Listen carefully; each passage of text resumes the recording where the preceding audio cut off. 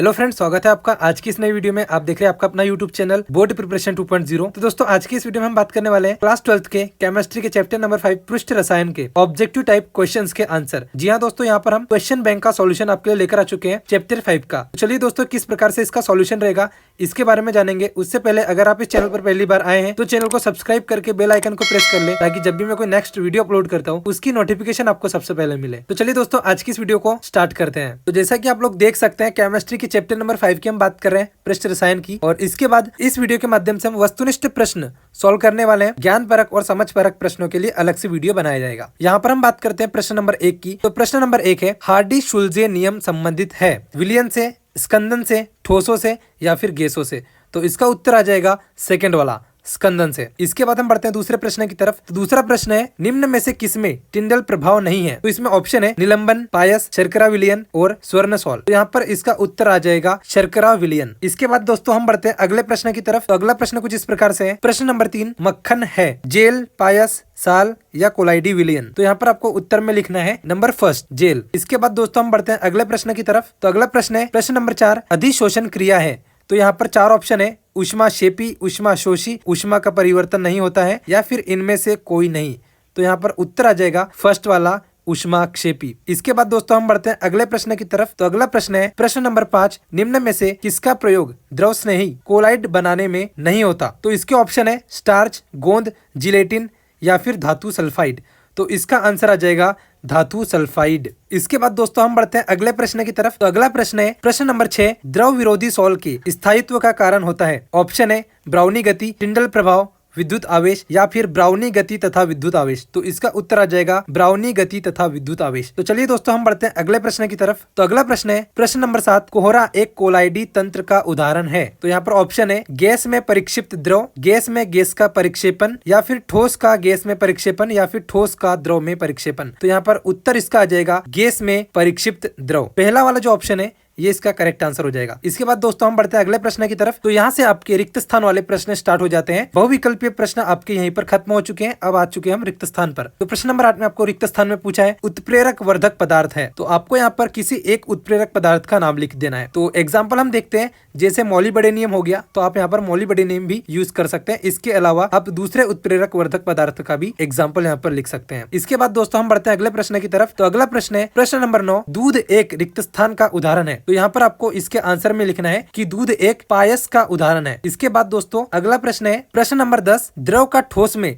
कोलाइडी विलियन रिक्त स्थान कहलाता है। जो 10वां प्रश्न है इसका आंसर आ जाएगा जेल। इसके बाद दोस्तों हम बढ़ते हैं अगले प्रश्न की तरफ। तो अगले प्रश्न में आपको पूछा गया है प्रश्न नंबर 11, रक्त एक रिक्त स्थान आवेशित साल है। तो दोस्तों यहाँ पर आंसर में आपको लिखना है कि रक्त एक ऋणात्मक आवेशित साल है। इसके बाद दोस्तों हम बढ़ते हैं अगले प्रश्न की तरफ। तो अगला प्रश्न है प्रश्न नंबर 12, माध्यमिक यौगिक सिद्धांत रिक्त स्थान उत्प्रेरकों के लिए लागू होता है। इसका दोस्तों आंसर आ जाएगा समांगी। इसके बाद हम बढ़ते हैं अगले प्रश्न की तरफ। तो अगला प्रश्न है प्रश्न नंबर 13, यहाँ से आपके सही जोड़ियां जमाइए, ये वाला प्रश्न स्टार्ट हो जाता है। तो यहाँ से आप देख सकते हैं प्रश्न नंबर 1 में आपको पूछा है स्कंदन। तो यहाँ पर स्कंदन का आंसर आ जाएगा कोलाइडी विलयनों का अवक्षेपण। इसके बाद दोस्तों हम देखते हैं दूसरा वाला। तो दूसरे में आपको पूछा है पेप्टीकरण। तो पेप्टीकरण का आंसर यहाँ पर आ जाएगा विद्युत अपघट्य मिलाना। तो यहाँ से आपको इसकी जोड़ी जमा देना है। इसके बाद हम बढ़ते हैं तीसरे पर। तो तीसरा है पाइसीकरण। तो पाइसीकरण का आंसर यहाँ पर आ जाएगा अपमार्जक। इसके बाद हम बढ़ते हैं अगले प्रश्न की तरफ। तो अगला प्रश्न है अपोहन। तो अपोहन का यहाँ पर आंसर आ जाएगा कोलाइडी विलयनों का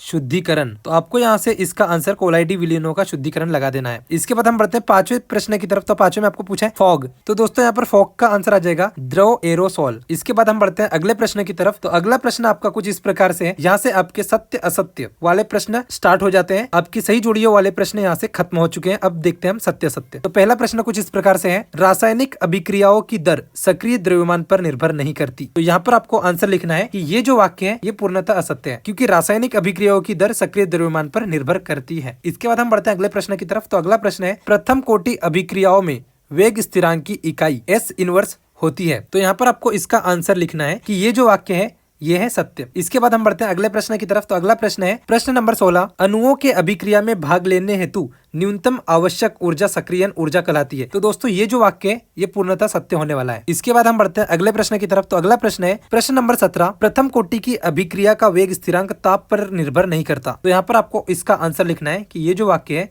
ये असत्य। इसके बाद दोस्तों हम बढ़ते हैं अगले प्रश्न की तरफ। तो अगला प्रश्न है, अभिक्रिया की आणविकता सदैव पूर्णांक होती है। तो यहाँ पर इससे पहले वाली वीडियो में भी मैंने आपको बताया था कि अभिक्रिया की आणविकता सदैव एक पूर्णांक होती है। तो इसका मतलब है कि ये जो वाक्य है क्वेश्चन नंबर 18 वाला, ये पूर्णतः सत्य होने वाला है। इसके बाद हम बढ़ते हैं अगले प्रश्न की तरफ। तो दोस्तों अगला प्रश्न कुछ इस प्रकार से है, प्रश्न नंबर 19, तेलों के हाइड्रोजनीकरण में प्रयुक्त किए जाने वाले उत्प्रेरक का नाम लिखिए। तो यहाँ पर आपको इसके आंसर में लिखना है निकिल, Ni आपको इसका आंसर लिख देना है। तो दोस्तों यहाँ पर इसका आंसर निकिल हो जाएगा। इसके बाद हम बढ़ते हैं अगले प्रश्न की तरफ। तो अगला प्रश्न है प्रश्न नंबर 20, कोलाइडी कणों की गति को क्या कहते हैं। तो इसका आंसर यहाँ पर आ जाएगा, कोलाइडी कणों की टेढ़ी मेढ़ी जो गति होती है दोस्तों, उसे हम क्या कहते हैं, ब्राउनी गति। इसके बाद हम बढ़ते हैं अगले प्रश्न की तरफ। तो अगला प्रश्न है प्रश्न नंबर 21, उत्प्रेरण शब्द का प्रथम प्रयोग किसने किया था। तो दोस्तों यहाँ पर इसका आंसर आ जाएगा कि उत्प्रेरण शब्द का सर्वप्रथम उपयोग बर्जीलियस ने किया था। तो इसका आंसर बर्जीलियस हो जाएगा। इसके बाद हम बढ़ते हैं अगले प्रश्न की तरफ। तो अगला प्रश्न कुछ इस प्रकार से है दोस्तों, प्रश्न नंबर 22 है, साबुन के प्रक्षालन की क्रिया किस सिद्धांत पर कार्य करती है। तो दोस्तों यहाँ पर इसका आंसर आ जाएगा, साबुन के प्रक्षालन की क्रिया पाइसीकरण के सिद्धांत पर कार्य करती है। इसके बाद प्रश्न नंबर 23 है, क्या होता है जब गोल्ड के कोलाइडी विलयन में जिलेटिन मिलाया जाता है। तो इसका आंसर आ जाएगा, गोल्ड का कोलाइडी विलयन द्रव स्नेही की तरह व्यवहार करने लगता है। इसके बाद हम बढ़ते हैं अगले प्रश्न की तरफ। तो अगला प्रश्न कुछ इस प्रकार से है, प्रश्न नंबर 24, यहाँ पर आपको पूछा है रक्षी कोलाइडी की तरह कार्य करने वाला सॉल है। तो यहाँ पर इसके आंसर में आपको लिखना है जिलेटिन। इसके बाद प्रश्न नंबर 25 है, कोलाइडी कणों का आकार होता है। तो दोस्तों यहाँ पर इसका आंसर आ जाएगा 10 की घात -5 से 10 की घात -7 सेंटीमीटर तक। तो यहाँ पर आपको ये जो थर्ड वाला आंसर है ये लगा देना है इसका आंसर। तो चलिए हम बढ़ते हैं अगले प्रश्न की तरफ। तो अगला प्रश्न कुछ इस प्रकार से है, यहाँ पर आपको एक रिएक्शन दी है 2SO2 + O2 और यहाँ पर प्लेटिनम उत्प्रेरक है और इस प्रकार से आपको इसमें पूछा है कि AS2O3 इसमें क्या है। तो दोस्तों यहाँ पर ऑप्शन आपको दिए गए, स्व उत्प्रेरक, विष, ऋणात्मक उत्प्रेरक या धन उत्प्रेरक। तो यहाँ पर आपको इसका आंसर में लिखना है, इसका आंसर हो जाएगा विष। इसके बाद हम बढ़ते हैं प्रश्न नंबर 27 की तरफ। तो प्रश्न नंबर 27 है, प्रथम कोटि की अभिक्रियाओं में वेग स्थिरांक की इकाई S इनवर्स होती है। तो इसका जो आंसर आ जाएगा कि ये जो वाक्य है ये भी सत्य है। ये हालांकि इससे पहले भी हमने डिस्कस कर लिया है। तो इसके आंसर में आपको लिख देना है कि ये जो वाक्य है ये सत्य होने वाला है। तो दोस्तों यहाँ पर आज हमने इस वीडियो के माध्यम से कक्षा 12वीं के केमिस्ट्री के चैप्टर नंबर 5 क्वेश्चन बैंक के ऑब्जेक्टिव टाइप प्रश्नों का सॉल्यूशन देखा। इसके बाद दोस्तों इसके और भी प्रश्नों के उत्तर हम आपको वीडियो के माध्यम से प्रोवाइड करते रहेंगे। तो दोस्तों अगर आपको हमारा आज का ये वीडियो पसंद आया हो तो वीडियो को लाइक करें, कमेंट करें एंड अपने दोस्तों के साथ इस वीडियो को जरूर शेयर करें। और अगर आप इस चैनल पर पहली बार आए हैं तो चैनल को सब्सक्राइब करके बेल आइकन को जरूर प्रेस करें, ताकि जब भी मैं कोई नेक्स्ट वीडियो अपलोड करता हूँ उसकी नोटिफिकेशन आपको सबसे पहले मिले। तो चलिए दोस्तों आज की इस वीडियो में फिलहाल इतना ही, मिलते हैं हम अगले वीडियो में। तब तक के लिए bye bye and take care.